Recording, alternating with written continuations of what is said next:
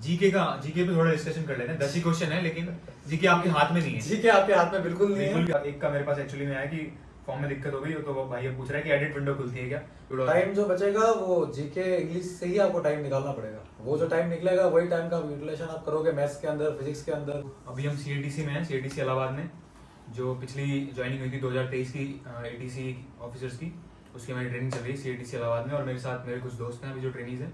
Pradeep camera के पीछे है, ये प्रियांशु है जयपुर से, दिस इज अतिको फ्रॉम मणिपुर सेनापति district, and this is mister Jayant from Udaipur Rajasthan. Is also a very nice businessman, teacher and what not. तो बस हमारा पॉइंट डिस्कशन का यही था, क्योंकि कुछ आपकी क्वेरीज आ रही थी कमेंट्स में कि इस वैकेंसी के बारे में कुछ बताया जाए या फिर आपकी क्या स्ट्रेटजी थी। सच बताऊं तो मेरी कोई खास स्ट्रेटजी नहीं थी, मैंने जॉब के साथ ये क्रैक किया था और मैंने सिर्फ मॉक दिए थे। 10 मॉक टेस्ट थे उस जो भी मैंने जिस कोचिंग में मैंने खरीदा था उसमें 10 मॉक थे। 10 में से मैं 8 मॉक तक ही पहुंच पाया था और लकीली थोड़ी स्पीड ठीक हो गई, उससे मेरा सिलेक्शन हुआ है। बाकी सब अपनी अपनी स्ट्रेटजी बताएंगे जो इन्होंने किया था और कुछ इनपुट देंगे आपको कि कैसे आप उस एग्जाम को क्रैक करने में सक्सेस ला सकते हैं। तो हम प्रियांशु से शुरू करेंगे, वो आपको जो भी इनपुट देंगे आप उनको सुन सकते हो। Please Priyanshu. Hello everyone, as for the strategy अगर मैं बात करूँ तो मेनली जो फिजिक्स मैथ्स का पार्ट रहता है, तो जब मैंने जेई के लिए प्रिपरेशन किया था इन 2018 फॉर जेई 2018, तभी से वो चीज़ें कॉन्सेप्ट स्ट्रांग होने की वजह से मुझे उस पर ज़्यादा जोर देने की ज़रूरत पड़ी नहीं। तो उसके अलावा जो एप्टीट्यूड और इंग्लिश रहता है वो भी इतना कि आप अगर जब एग्जाम मॉक टेस्ट वगैरह देते हैं तो आपको जैसे जैसे प्रैक्टिस करते जाते हैं तो वो चीज़ें भी आपके day to day use to में आ जाती है और आपको समझ में आ जाता है कि सवाल वो पूछता कैसे है। तो वो काफ़ी हेल्पफुल रहता है आपके लिए। अगर आपके कॉन्सेप्ट क्लियर है चीज़ों को लेकर तो आपको ज़्यादा जोर देने की जरूरत नहीं पड़ेगी। ऊपर से फिर सबसे बड़ा प्लस पॉइंट है कि नेगेटिव मार्किंग नहीं है इससे। बिल्कुल सही बात है। तो ये प्रियांशु ने बहुत सही पॉइंट बोला कि इनके बेसिक कॉन्सेप्ट इसके क्लियर है ना, क्योंकि मैं आपको बताना भूल गया कि मैं सीजीएल की तैयारी कर रहा था पिछले 2-3 साल से। तो स्पीड ऑब्वियसली अच्छी थी, एप्टीट्यूड की अच्छी थी, मैथ्स की अच्छी थी, उससे फायदा जरूर मिला होगा। बट इसमें एक्स्ट्रा पार्ट गया, इसमें 12th की फिजिक्स थोड़ी आती है, उसमें आपको कवर करना पड़ सकता है। बट अगेन जैसे प्रियांशु ने बोला जेईई मेंस की तैयारी मैंने भी की थी, बट मेरे को थोड़ा टाइम हो गया था, लेकिन फिर भी हाँ बेसिक कॉन्सेप्ट अगर क्लियर है, आपकी स्पीड अच्छी है तो आप कर सकते हो। एक्चुअली अभी कल मेरे पास एक मेरे दोस्त का फोन आया था, तो उसने मॉक जब दिया ना, he was getting a problem that he was not able to maintain the speed. It was only his first mock test, but उसने बोला कि मैं 70 क्वेश्चन पे पहुंचा, मेरे 2 घंटे खत्म हो गए।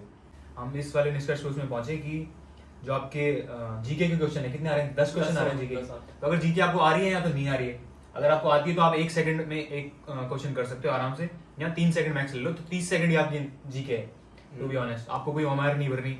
अगर आपको आता है तो आप उसको टिक लगाओ, नहीं आता तो भी कुछ टिक लगाओ, क्योंकि नेगेटिव मार्किंग नहीं है। तो उसमें पूरी जीके में 30 सेकंड ज्यादा का टाइम नहीं लगने वाला।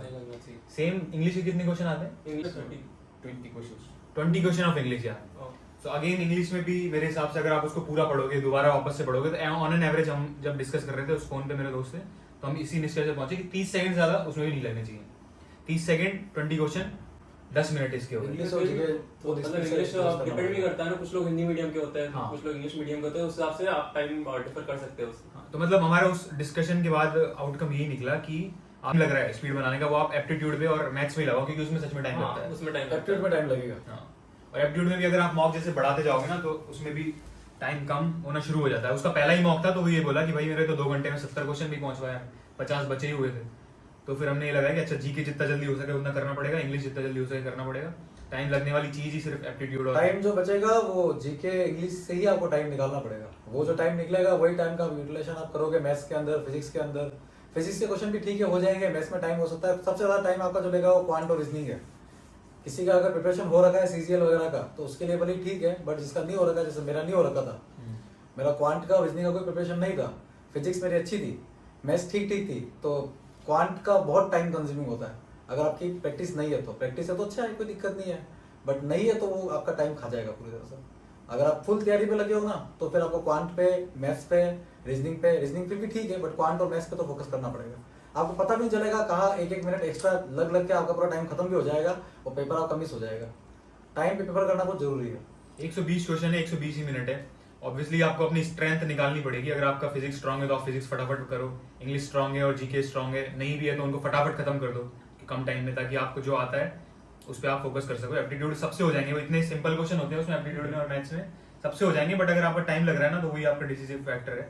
जो टाइम में कर लेगा उसका सिलेक्शन हो जाएगा, जो नहीं करेगा उसका नहीं होगा। बेस्ट है कि पुराने पेपर्स कर लो इसके एआई के, लगभग क्वेश्चन जो बनेंगे वो उसके आसपास बनेंगे। मैं क्वांट की बात कर रहा हूँ, क्वांट की और रीजनिंग के जो क्वेश्चन बनेंगे वो पुराने पेपर्स के अकॉर्डिंग ही बनेंगे। पुराने 4-5 साल के जो पेपर्स है अथॉरिटी के, इस एटीसी एग्जाम के, वो अगर आप देख लोगे ना तो आपका लगभग काम हो जाएगा। पुराने पेपर आपको सबसे बढ़िया, मैं आपको वेबसाइट का नाम बताता हूँ, वो है टेक्स्ट बुक सुपर कोचिंग। वहां पर जो टेस्ट सीरीज है उसमें सारे के सारे पुराने पेपर्स उसमें डाल रखे हैं। मॉक देखो सबके एक जैसे, पर यह है कि जो पुराने पेपर से उन्होंने डाल रखे हैं उस पर, तो वहां से आप पुराने पेपर सोल्व कर सकते हो। पुराने पेपर सोल्व करने बैठने के बजाय बेटर है कि उसको पेपर को आप दो, आप पेपर को अटेम्प्ट करो, आपको आपकी काबिलियत का पता चल जाएगा कि आपकी वही जैसे जैसे मॉक दोगे ना तो आपको अपने क्वेश्चन ऑब्वियसली बढ़ाने पड़ेंगे, स्पीड बढ़ानी पड़ेगी। तो आप देखो अपने नंबर कितने बढ़ रहे हैं। मैंने जब पहला मॉक दिया था ना प्रियांशु, तो मेरा एक्चुअली में 65 नंबर आया था। 65 नंबर पे कुछ नहीं हो रहा अभी इसमें ना। लास्ट में जब उसमें 7वें 8वें मॉक तक पहुंचा था तब मैं 95-96 के आसपास था, और एग्जाम में भी मेरे 98 के आसपास ही आए। नॉर्मलाइज हो गया वो 101 पॉइंट समथिंग आए, उससे मेरा सिलेक्शन। जयंत भाई ने बताया कि आप पुराने पेपर दे सकते हो, तो ना सिर्फ एटीसी वाले एग्जाम पुराने, कॉमन कैडर के भी आप रेफर कर सकते CGL हो। वगैरह की क्वांट रीजनिंग लिए तो बिल्कुल वो सब कॉमन कुछ कैडर, same ही है। क्वांट रीजनिंग और इंग्लिश। पिछले साल में एक चीज जो हुई है, जो मतलब काफी लोगों ने देख के काफी टेंशन भी हुई लोगों को, वो है कट ऑफ जो हुई है। कट ऑफ तो हाई जाएगी। बेसिकली कट ऑफ का जो मेरे को रीजन लगता है पिछली बार का, वो था कि पेपर कंपैरेटिवली थोड़ा इजी भी था, थोड़ा काफी बाकी easy वो था। 110 तक ले जाते हैं आराम से। थोड़ी एक और चीज ये कि जो आप एक बार अटेम्प्ट कर लेते हो सवाल, मेक श्योर अगर हो सके तो कम से कम एक बार आप रिविजिट कर सको उसको, क्योंकि कभी जल्दबाजी के चक्कर में कुछ ना कुछ वहाँ ट्रिक होती है, तो वो चीज देख नहीं पाते फर्स्ट टाइम में हम। तो आप रिविजिट कर लेते हो। मेरे साथ एक चीज बहुत उस दिन हुई थी, काफी एग्जाम वाले दिन मेरा मॉर्निंग शिफ्ट था, तो रीजनिंग के 3-4 सवाल ऐसे थे कि मैंने रिविजिट किया, तब मेरे को वो चीज पता पड़ी कि मैंने प्लस या कुछ भी मतलब ऐसी गलती कर रखी है वो।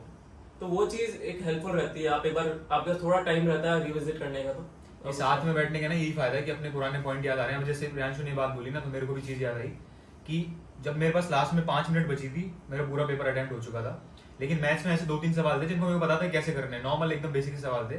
बट मैं क्या कर रहा था, कई बार ऐसी गलतियां नहीं करते कि अपन 6 दूनी 12 करना होता है, उसको अपन 8 कर रहे होते हैं, बार बार 8 कर रहे होते हैं।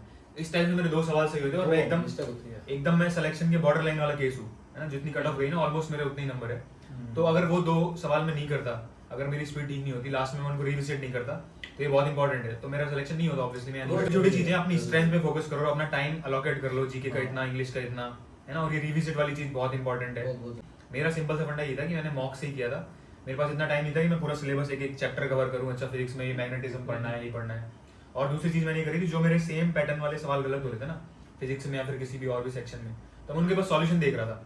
जो गलत हो रहे थे उनका सॉल्यूशन देख लिया, अच्छा तो अगले मॉक में मैंने वो गलत नहीं किया, तो ऐसे मेरे मार्क्स इंप्रूव हुए। बाकी अगर किसी का सिलेबस कंप्लीट नहीं है तो वो थोड़ा सा पढ़ना शुरू कर दे, 4-5 घंटे एटलीस्ट। मॉक अगर देना है तो आप 1 घंटे में भी निकाल सकते हो। एक दिन में 1 मॉक दे लो आप, 1 घंटे का 2 घंटे का।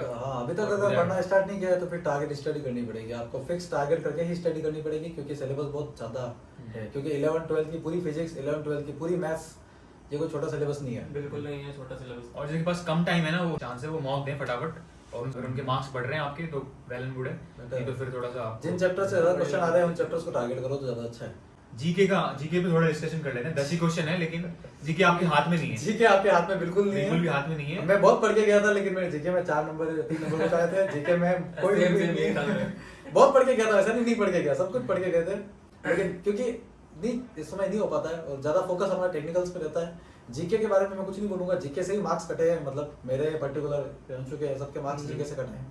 तो अगेन जीके में जिस टाइप की अभी हमने बात की ना, तो अगेन इसको इंपॉर्टेंट यही बनाता है कि जीके में आप बिल्कुल भी टाइम मत दो। अगर वो होना जीके होगा में तो ज्यादा हो टाइम मत दो, जाएगा। हाँ वो हो जाए 10 सेकंड, 15 सेकंड। 4-5 हो जाएंगे तो भी आपका हो जाएगा। 4-5 हाँ। क्वेश्चन भी जीके में हो जाएंगे सफिशिएंट। इंग्लिश में फुल एक्यूरेसी रखो, इंग्लिश में रख सकते हो आप 18 मार्क्स तक तो रख ही सकते हो, एटलीस्ट 20 में से 18 क्वेश्चन।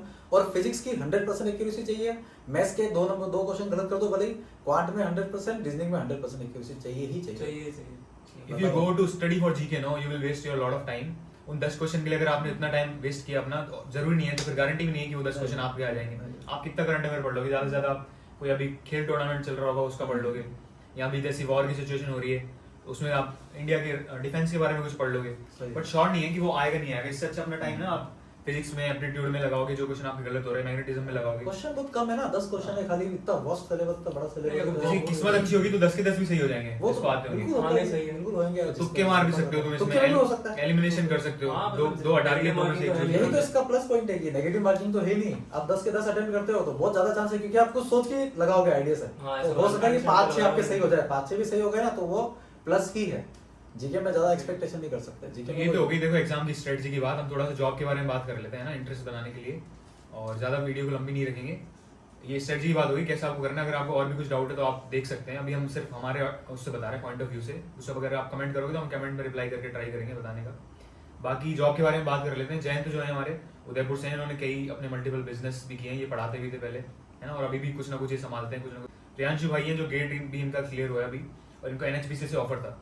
तो अब तुम देख लो कि तुमको जॉब ये वाली क्यों चाहिए। अगर तुमको ऐसा लग रहा है कि कुछ अट्रैक्शन जैसा है तो ऐसा कुछ नहीं है, बहुत ज्यादा स्ट्रेस भी है, काफी ज्यादा स्ट्रेस है। Even we have allowance called stress allowance, you all might know. सच में स्ट्रेसफुल जॉब है, मतलब इंटरेस्ट है आपको और आप कहीं पे भी अपने आप को ढाल सकते हो और एंजॉय कर सकते हो ना, तो नो डाउट बहुत अच्छी जॉब है। बट देखो अगर अपना डिसाइड कर लो कि तुमको किस लिए चाहिए। No doubt white collar blue collar job में one of the most paying job है इंडिया में। हाँ, ये सब कुछ अलाउंस वगैरह मिला के, और अभी 8 पे कमीशन आने वाला है, तो जॉब का Salary अमाउंट वगैरह is अच्छा है, good, अच्छा खासा आपकी बढ़ेगा लाइफ भी। सेट हो जाएगी। और एयरपोर्ट में जॉब होने का ये फायदा है कि आपको हमेशा ऐसे स्टेशन मिलेंगे शहर के पास होंगे जो एकदम, तो वो सब आप देख लो आपको क्या चाहिए। पैसे आपको चाहिए, आपको सोशल लाइफ चाहिए, पब्लिक डीलिंग यहाँ बिल्कुल भी नहीं है यहाँ पे ना। लोकेशन बहुत अच्छी है नो डाउट, पैसे बहुत अच्छे हैं, और एक टाइम के बाद मोनोटोनस काम आ सकता है, लेकिन इंटरेस्टिंग है। इसमें बहुत सारे कोर्स है, मतलब पढ़ना, हाँ ये पॉइंट बहुत ज्यादा है। अभी हमारी ट्रेनिंग चल रही है, हमको ये पता है क्या हालत है। अभी आपको बुक दिखाने लगे ना हम, तो एक पॉइंट के बाद यहाँ पे ऐसा लगेगा कि अरे यार इतना पढ़ लेते ना तो यूपीएससी में ही हो जाता। वो तो सच अभी में वो लगा ऐसा है। हो रहा है। अभी पढ़ना क्यों पड़ता है कि अभी हमारा एरोड्रोम कोर्स चल रहा है ना, उसके बाद हमारा ये सबसे बेसिक कोर्स है विनिशो का, ADC, जिसके अंदर भी हालत इतनी खराब है। हाँ, तो आपकी सबसे पहले ज्वाइनिंग होने के बाद ADC कोर्स चलता है, एरोड्रोम कंट्रोल कोर्स। उसके बाद तुरंत बाद अप्रोच कंट्रोल कोर्स होता है, दोनों 3-3 महीने के होते हैं, 6 महीने की हो जाती है, इसी को एबिनिशियो बोलते हैं। उसके बाद कुछ टाइम बाद आपका एरिया कोर्स चलता है। ये मतलब अलग अलग एयर ट्रैफिक कंट्रोलिंग के अलग अलग जोन्स हैं जिनकी ट्रेनिंग चल रही होती है। तो मतलब पढ़ना बहुत है इसमें। अगर आप ये सोच रहे हो कि गवर्नमेंट जॉब लग गई अब तो मैं बैठ के बाबू इसमें एक आजकल point तो ऐसा add कहीं भी करता नहीं हूँ। है। इसमें एक पॉइंट ऐड करता हूँ कि आप अगर यहाँ पे आना चाह रहे हो ना जॉब पे, तो मतलब आपका अगर ड्रीम है कि हाँ मेरे को ATC में ही आना है और मेरा फिक्स टारगेट है कि मेरे को यही रहना है, तो ही आना। क्योंकि यहाँ आने के बाद आप तैयारी करते हो, बाहर जाने की कोशिश करते हो, तो इससे बड़ा वहीं पे कर लो यार। तैयारी नहीं तैयारी हो होगी भी नहीं यहाँ पे आप यहाँ तो कुछ नहीं होगा। हम आपको आए हुए 2-3 महीने हो गए, मतलब कुछ नहीं पढ़ पाए हम दूसरा सब्जेक्ट का। हमने सोचा था कि यार पढ़ लेंगे, वो कुछ नहीं, मतलब पॉसिबल भी नहीं है, और आने वाले 1 साल तक भी पॉसिबल नहीं है। एटलीस्ट ट्रेनिंग के टाइम तो पॉसिबल नहीं है। आप 6 महीने यहाँ रहोगे तो आपको उसके पूरा बाद देना पड़ेगा। वहां जाके भी वॉच आवर्स करने हैं, डबल बैंकिंग हाँ। करनी है, कितना मतलब रेटिंग के लिए Rating लेना होता है इसका, रेटिंग का भी वापस हर एग्जाम airport पे होगा, जाके। उसके लिए भी पढ़ाई करनी है, तो वहां भी टाइम नहीं मिलेगा। पढ़ाई भी ऐसी नॉर्मल पढ़ाई नहीं है कि आपको। हमारे कुछ कोर्सेज में तो 80% पासिंग मार्क्स है, 60% से नीचे तो किसी में है ही नहीं। बहुत 80% मार्क्स, और वो भी वर्ड टू वर्ड लिखना है एकदम आपको। वर्ड टू वर्ड, जैसे छापना है। 250 पेज की किताब को पूरी याद करनी है, लाइक दिस। पर भाई आप देखिए आपका पैशन जो है चीजों को लेकर, मतलब सैलरी तो आप देख ही रहे हैं, वो चीजें ठीक है, नॉर्मल सब लोग देखते हैं, हमने भी देखी थी जब हम आए थे उससे पहले। पर जॉब प्रोफाइल देखना वो ज्यादा जरूरी हो जाएगा आपको इसके अंदर, क्योंकि आप एक बार अगर आ गए तो इसका जो बॉन्ड अमाउंट है, बॉन्ड का बॉन्ड का जो चक्कर है वो आपको बहुत जल्दी pay करने क्विट पड़ेगा। करने नहीं देगा चीजों को लेकर। तो आप प्लीज ये चीजें देख लें पहले। अभी एक्चुअली हमारे कोर्स में हैं कुछ बच्चे, प्रियांशु भी ऐसे केस था, बट इन्होंने फाइनली डिसाइड किया कि ठीक है I will not go with that, क्योंकि उनकी लोकेशन थोड़ी कुछ अच्छी जने जा रहे हैं, जगह है। कुछ जने जा रहे हैं, But वो कुछ bond हमारे pay कर रहे हैं। batchmates हैं जो बॉन्ड का अमाउंट पे कर रहे पे कर रहे हैं, हैं, बिल्कुल। और आई थिंक CGL का भी अभी जस्ट रिजल्ट आया, तो उनका CGL इनकम टैक्स वगैरह हो गया, तो वो यहाँ से छोड़ के जा बिल्कुल रहे हैं। 5 लाख रुपए का पे कर रहे हैं वो भी। और जयंत ने अभी जो बात की ना कि अगर आपको तैयारी करनी है तो बाहर ही कर लो, तो अपने हाँ, प्लस मतलब और माइनस तुम खुद छोड़ दो ना के इसको। लिख लो, एक बार डिसाइड कर लो। अगर आपको IAS बनना है, आपको RS बनना है, तो आप वहीं पे तैयारी कर लो ना, क्योंकि यहाँ पे अगर जितनी मेहनत करोगे ना, आपको हर दिन यही लगेगा कि यार इतनी तैयारी तो बाहर ही कर लेता मैं, तो IAS RS बन चुका होता। बिल्कुल सही बात। तो यही है, मतलब स्ट्रेटजी हमने बता दी क्या है, सब अपने अपने हिसाब से देख लो। कोई किसी का मॉक में काम हो सकता है या फिर थोड़ा बहुत सिलेबस कवर करना कर सकता है, वो देख लो। लाइफ हमने बता दी, एकदम पढ़ना पड़ेगा, काफी पढ़ना पड़ेगा, बट लाइफ ठीक है अगर आप एंजॉय करोगे तो। और ऐसा नहीं है कि मतलब बहुत सारे मतलब ऐसे ऑर्गेनाइजेशन आपकी टीम बन जाती है, क्रिकेट भी खेलते हैं, टूर्नामेंट भी होते हैं इंटरनली। कैंपस लाइफ बहुत अच्छी है, बट कैंपस लाइफ 6 महीने की है, जॉब को आपको देखना है। ओवरऑल सब चीजें अच्छी है, सब कुछ अच्छा पढ़ाई है। को छोड़ दो अगर आप, तो अगर आपको लग रहा है कि बाबू बन जाऊंगा मैं आगे और कमाऊंगा, पब्लिक डीलिंग में पावर आ नहीं, जाएगी, ऐसा कुछ नहीं। ऊपर का कमा सकता हूँ, वो सब कुछ भी नहीं है यहाँ पे। जीरो। ब्लू कॉलर जॉब में most paying, one of the most paying job में से है ना, और अभी बढ़ने वाली है, अलाउंस वगैरह मिला के या कमीशन लगा के, तो आप कर सकते हो तैयारी। और बाकी कुछ क्लोजिंग स्टेटमेंट प्रियांशु भाई से और जयंत भाई से हम ले लेते हैं एक बार। एक तो समराइज मतलब इसको एकदम कुछ आप बोलना चाहो तो। बात इतनी सी है कि ज्यादा टाइम बचा नहीं, 2-3 महीने हैं एग्जाम के लिए। इस बार उतना डिले नहीं होगा जितना पिछले हुआ। नहीं, एक साल, इस बार डिले नहीं होगा होपफुली। पिछले बार कुछ केस वगैरह हो गए थे, आप सबको भी पता होगा, बट इस साल आई डोंट थिंक इस साल ऐसा नहीं हो। बाकी यहाँ पे आप अभी ये आपका टाइम ऐसा है कि आप डिसाइड अब ज्यादा टाइम नहीं लगा सकते आप डिसाइड करने में कि मैं करूँ या ना करूँ, इधर रहूँ या उधर रहूँ। आपको तैयारी करनी है तो फिर आपको अभी से तमीज मतलब बहुत तमीज से तैयारी करनी पड़ेगी। अपार्ट फ्रॉम अगर बात करें कि जो पब्लिक रिकॉग्निशन की बात करें सोसाइटी वाली, मोस्टली लोग तो अगर आप बात करेंगे तो जानते नहीं, पर आप अगर खुद के लेवल पे बात करें तो one of the most prestigious job है। आपको खुद में सेटिस्फैक्शन रहेगा जिंदगी में, ये चीज है। नौकरी बहुत अच्छी है और सब कुछ अच्छा है यहाँ पे, कैंपस भी बहुत अच्छा है। हम एक्चुअली ओजीटी में रह के आए हैं हम सभी, तो ओजीटी का भी एक्सपीरियंस है। ओजीटी मतलब हम खाली ट्रेनिंग सेंटर में नहीं आए हैं, हम एक्चुअली एयरपोर्ट पे रह के आए हैं, हम दिल्ली में रह के आए हैं, तो कुछ दूसरी जगह से भी आए, वहाँ का भी एक्सपीरियंस हमने लिया है। तो अभी हम तीनों एक्चुअली दिल्ली से हैं, हमारे साथ जो अधिको थे भाई थे अभी चले गए कुछ काम से, वो गुवाहाटी से आए हैं, और भी बहुत लोग हैं जो अलग अलग अहमदाबाद से हैं, यहाँ पे वाराणसी से हैं। तो ओजीटी मतलब ऑन द जॉब ट्रेनिंग, क्योंकि अभी इस कैंपस में जगह नहीं थी, जब हमारा होना था डायरेक्ट होना था, तो हमको एयरपोर्ट से भेज दिया था कि ठीक है आप ऑपरेशन देखो एक तो बार हमने कैसे वो काम देखा है। वहाँ 15-20 दिन करके फिर हम जब यहाँ पे जगह खाली हो गई तो हम यहाँ पे आ गए। यहाँ पे क्या एक्चुअली में कोर्स चलते रहते हैं, जैसे एरिया कोर्स आया किसी एयरपोर्ट से, जैसी जगह खाली हुई तो हमारा नंबर इधर आ गया। 1-1.5 महीने काम किया हमने लगभग एयरपोर्ट के ऊपर। तो जो भी डिपार्टमेंट का काम होता है आपको सबका आइडिया है कि किस तरह से काम होता है, क्या क्या काम होता है। तो मतलब ओवरऑल जो भी हमें ऑब्जर्व किया वो सब अच्छा है, सब कुछ अच्छा है। बस सभी का एक ही रोना है कि पढ़ना पड़ता है और पढ़ना पड़ता है। मतलब इस नौकरी में लाइफ टाइम पढ़ना है, बहुत अच्छा है। बाकी आप टारगेट स्टडी करना, यहाँ पे आगे और जाने की प्लानिंग मत करना। तो अतिको भाई हमारे पीछे से बोल रहे हैं कि एयरपोर्ट इंफ्रास्ट्रक्चर काफी अच्छा हो रहा है, बहुत नए नए एयरपोर्ट भी बन रहे हैं, ऑब्वियसली इसकी और आती रहेंगी। बाकी मैं एक पॉइंट और सबका फोकस लाना चाहूंगा कि जो भी क्वेरीज आ रही थी ना मेरे पास, वो पेपर को क्रैक करने वाली कम, और ऐसे मतलब डोमिसाइल लगेगा क्या, इसमें ये वाला डॉक्यूमेंट लगेगा क्या, और नहीं वो सब मैं बोल रहा हूँ कि पहले यार तुम उसमें ध्यान ही मत दो ना। एग्जाम क्लियर होने के बाद डॉक्यूमेंट में, मेडिकल में क्या होता है पता लग जाएगा उसके है ना, और ट्रेनिंग में क्या होता है, वो सब अगर आपको चाहिए ऑब्वियसली आप देख सकते हो, वेबसाइट पे देख सकते हो। सीआईटीसी की असंख्य वीडियोस पड़ी हैं यूट्यूब पे, आपको रूम टूर मिल जाएंगे, सब कुछ मिल जाएगा। बट मैं अभी बस ये चाहता हूँ कि नोटिफिकेशन आ गई है कि आप पूरा फोकस अपना तैयारी पे लगाओ, बाकी सब बातें तो होती रहेंगी। डॉक्यूमेंट भी आपका सब कुछ सही हो जाएगा, अच्छे से फॉर्म भर दो। कुछ का एक का मेरे पास एक्चुअली में आया कि फॉर्म में दिक्कत हो गई, तो वो भाई पूछ रहा है कि एडिट विंडो खुलती है क्या, तो प्लीज इसमें एडिट विंडो बिल्कुल नहीं खुलती है। अपना फॉर्म को है ना अच्छे से एक बार में भर दो, वरना ज्यादा से ज्यादा ये होगा कि आपको अपने दूसरे मोबाइल या दूसरे मेल से आपको दोबारा 1000 रुपए देने पड़ेंगे, उसकी नौबत ना आए। बाकी आप जो भी वीडियो थैंक यू भाई, थैंक यू जयंत भाई।